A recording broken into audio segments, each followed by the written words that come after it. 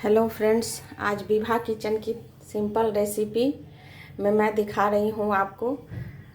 आज सुबह से घर की साफ़ सफाई करते करते हमको देरी हो गया था, तो मेरे हस्बैंड तब तक ऑफिस से आ गए लंच में 1:30 बजे। तो मैं सोची कि अभी खाना नहीं बना पाई थी, तो मैं एक बैगन फ्रिज में पड़ा था, वो एक बैगन कट कर ली हूँ और एक बैगन एक आलू कट कर ली हूँ। यहाँ कढ़ाई चढ़ा दी है गैस पर झटपट से। इधर तावा चढ़ा दी हूँ मैं बस रोटी बनाकर, और ये बैगन की सिंपल सी भुजिया बनाकर मैं उनकी थाली आज सर्व करूँगी, क्योंकि काफ़ी लेट हो चुका था। वो आ चुके थे, आकर चेंज कर रहे थे, तब तक मैं जल्दबाजी में यही बना पाई।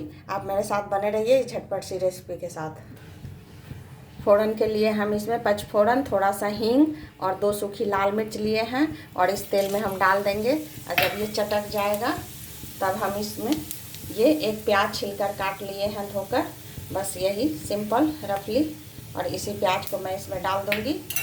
और ये बैगन और आलू, एक आलू छील कर ले लिए हैं, और एक बड़े साइज का बैगन था वो ले लिए हैं।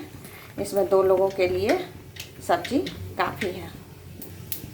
देखिए, अब हम प्याज डाल दिए, और ये प्याज थोड़ा सा भून जाएगा जब, तब हम इसमें ये कटी हुई सब्ज़ी डाल। अब थोड़ा सा प्याज मेरा लाल हो गया हल्का, बस इसमें हमने बैगन और आलू डाल देंगे। इधर हमारा रोटी भी बन रहा है, तो डाल दिए, डालकर इसको ढक देंगे। अब इसमें हम थोड़ा सा नमक डाल देंगे, कुछ भी नहीं डालेंगे, बस नमक, हल्दी और थोड़ा सा सब्जी मसाला डालकर हम इसको बना देंगे। जब तक हमारा 4 से 5 रोटी सिककर तैयार होगा, तब तक मैं ये सब्ज़ी को तैयार कर दूँगी। देखिए, इधर रोटी भी बनते जा रहा है। अब हम इसमें देखिए ये हो गया।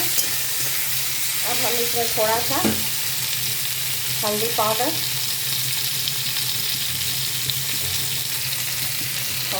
पाउडर, थोड़ी सी मिर्ची हल्की सी, और थोड़ा सब्जी मसाला, बस। देखिए, अब इसको भूनेंगे थोड़ी देर और लो फ्लेम करके गैस का, और बस ये 15 मिनट में हमारी थाली लंच की प्रिपेयर हो गई। देखिए, ये हमारी थाली लंच की तैयार हो गई। ये घी लगी हुई रोटी और ये बैगन और आलू की सूखी सब्जी कहिए या जो भी कहिए। विभा किचन को लाइक सब्सक्राइब करते रहिए, और इसी तरह झटपट वाली रेसिपी कभी कभी काम में फंस जाए तो झटपट बना कर दे दीजिए।